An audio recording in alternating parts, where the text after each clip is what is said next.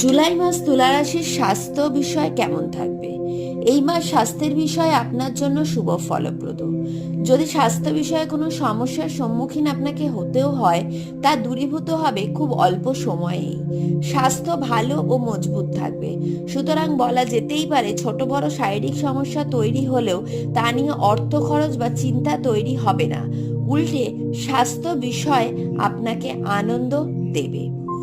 বৃশ্চিক রাশি, এই মাসে স্বাস্থ্য বিষয়ের সমস্যা আসবে, দুর্বলতা অসুস্থতা আসবে, কিন্তু রিকভারিও করে নিতে আপনি সক্ষম হবেন।